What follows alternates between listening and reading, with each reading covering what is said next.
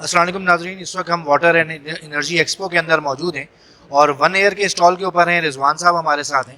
रिजवान साहब, thank you very much, आपने हमें टाइम दिया। जी बहुत कैसा शुक्रिया। एक्सपीरियंस जा रहा है अब तक का एग्जीबिशन का? एक्सपीरियंस काफ़ी अच्छा है और ये कि जो रेलिवेंट काफ़ी इंडस्ट्रीज से जो है ना वो जो है कस्टमर्स लोग जो है ना विज़िट कर रहे हैं और ज़्यादातर जो है ना वो इंजीनियर्स और मैनेजमेंट के जो लोग हैं वो आ रहे हैं। तो ओवरऑल और इट्स गुड। और मैं समझता हूँ कि जो है हमें इस टाइप की एग्जीबिशन जो है ना वो और होनी चाहिए और इसकी थोड़ी सी और ज़्यादा प्रमोशन होनी चाहिए ताकि जो ऑल ओवर जो कराची की इंडस्ट्रीज़ हैं उन सबको पता हो कि जो है ना यहाँ पे कौन से लोग हैं और क्या काम कर रहे हैं। और स्पेशली जो जो वाटर एक्सपो है उसका मकसद भी ये था कि जो वाटर ट्रीटमेंट के जो OEMs हैं या जो इक्विपमेंट यहाँ पे लगते हैं उसके जो सप्लायर्स हैं या जो नई टेक्नोलॉजी आ रही है उन सबको जो है ना वो इंट्रोड्यूस करा सके, क्योंकि पाकिस्तान में आपको पता है कि टेक्नोलॉजी में हम थोड़ा सा जो है ना वो पीछे हैं और जो दुनिया में ऑब्सोलीट हो जाती है वो हम यहाँ पे जो है ना वो करते हैं। लेकिन ये है कि इस प्लेटफॉर्म से ये मौका मिल रहा है कि जो लेटेस्ट टेक्नोलॉजीज़ हैं वो इंट्रोड्यूस कराया जा रहा है। इसी तरह हम लोग भी जो है जो लेटेस्ट इक्विपमेंट्स है, जो लेटेस्ट टेक्नोलॉजी है वो हम यहाँ पे इंट्रोड्यूस करा रहे हैं और अपने कस्टमर्स को पेश कर रहे हैं। वन एयर के बारे में बताइएगा, किन किन प्रोडक्ट्स में डील करती है, क्या क्या सर्विसेज प्रोवाइड करती है? जी बिल्कुल। वन ईयर बेसिकली हमारा जो हेड ऑफिस है वो लाहौर में है, कराची में रीजनल ऑफिस है, बाकी और ऑल ओवर पाकिस्तान जो है ना हमारा रीजनल ऑफिस है। हम लोग बेसिकली जो मेजरली जो है जो हम ब्रांड्स कर रहे हैं वो विलो है, उसके हम पम्प्स करते हैं जिसमें सेंट्रीफ्यूगल सबमर्सिबल पम्प्स हैं जो आपके ETP अल्ट्रा फिल्ट्रेशंस और वाटर की जितनी भी यूटिलिटीज़ है उसमें यूज़ होते हैं। प्लस हम श्नाइडर इलेक्ट्रिक के डिस्ट्रीब्यूटर हैं इंडस्ट्रीज़ में फॉर फॉर ड्राइव्स। और उसके अलावा रबोशी हम लोग कर रहे हैं। रबोशी बेसिकली जो है वो आप ब्लोअर्स हैं, लो लो एयर ब्लोअर्स बेसिकली कहलाते हैं। तो उसमें कंप्रेसर में रबोशी है। रबोशी ETPs पे जो है ना वो काफ़ी काफ़ी अच्छी इंस्टॉलेशन है उसकी। और मैं समझता हूँ जितनी भी टेक्सटाइल इंडस्ट्रीज़ है जहाँ पे सबसे ज़्यादा ETPs आपके इस्तेमाल होते हैं तो उधर 80 to 85% जो है रबोशी लगा हुआ है।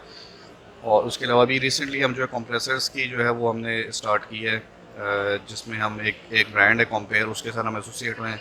तो उसकी जो है अभी इंशाल्लाह मार्केटिंग स्टार्ट होगी और आप देखेंगे इन फ्यूचर कि हम उसकी भी जो है ना वो एक प्रमोशन और एक एक्टिविटी स्टार्ट करेंगे। जिस वक्त ओवरऑल जो है इम्पोर्ट्स का बड़ा इशू हो रहा है, तो सप्लाई चेन के इशू को कैसे आप लोग टैकल करते हैं, किस तरीके से इस मसले को देखते हैं? असल में इम्पोर्ट्स का जो है ना वो काफ़ी बड़ा पाकिस्तान में इशूज़ है, क्योंकि हमारे जितने भी इक्विपमेंट्स हैं वो 84 85 चैप्टर के अंदर आते हैं जो कि अभी बैन हुई हुई है। तो उसकी वजह से हमारी LCs जो है ना वो नहीं खुल रही हैं और हमें बहुत ही ज़्यादा जो है ना वो इश्यूज़ आ रहे हैं।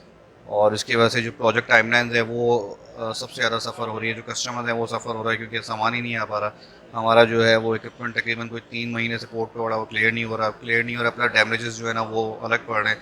तो मेरे ख्याल इस पे जो है ना वो गवर्नमेंट को सोचना चाहिए कि उन्होंने जो इंडस्ट्री की जो इंडस्ट्री मशीनरी जिस कोड के अंदर आती है वही उन्होंने बैन कर दिया है। और 80 to 85% मशीनरी जो है ना वो इसी चैप्टर के अंदर आती है। और आप ये चैप्टर आपने बैन करने का मतलब है कि आपने इंडस्ट्री की जो है ना वो अपने बॉटल नेक कर दी है, उनको कर दिया। तो मतलब बड़ा मुश्किल हो रहा है हमारे लिए। और प्लस ये ग्लोबल चैलेंजेस भी है, जैसे आपने देखा है कि रशिया यूक्रेन की वॉर चल रही है तो उसकी वजह से यूरोप में प्राइसेस वगैरह काफ़ी ज़्यादा बढ़ गई हैं, रॉ मटेरियल की प्राइस बहुत बढ़ गई हैं। कोविड के बाद से हमने देखा था कि चाइना चाइना से जो है वो शिपमेंट्स के इशूज़ आ रहे थे, अब वो बेहतर हुए तो यूरोप साइड पे जो है ना वो इशू हो गया।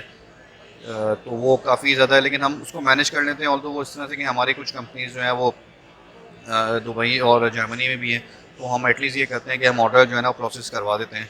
तो in the mean while order process होता है और हम जो है वो यहाँ से जो है वो LCs वगैरह का जो प्रोसेस है वो स्टार्ट करते हैं। तो वो उसमें जब तक अप्रूवल आती है तो हम उसको जो है ना वो वहाँ से मैनेज कर लेते हैं। तो बट काफ़ी इश्यूज़ हैं आजकल जो है ना वो। Thank you very much Rizwan, बड़ी थैंक यू। मेहरबानी।